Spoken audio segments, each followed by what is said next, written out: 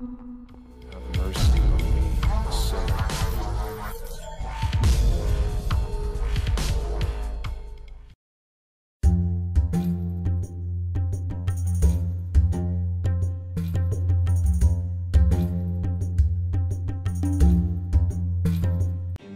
Китай согнал в граничащий с Гонконгом Шэньчжэнь огромное количество военной техники народной вооруженной полиции. По официальной версии, военную технику пригнали для проведения крупных учений. Для стоянки машин пришлось выделить местный стадион.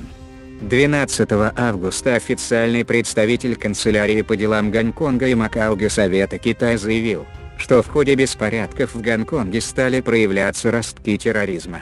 В июне более миллиона жителей Гонконга вышли на массовые протесты из-за планов правительства подписать соглашение об экстрадиции с КНР, Тайванем и Макао.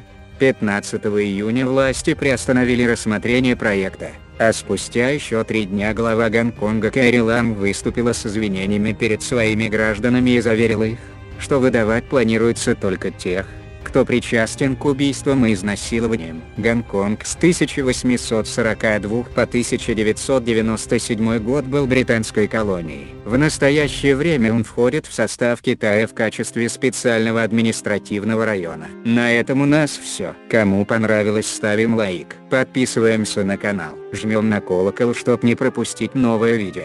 Всем пока-пока.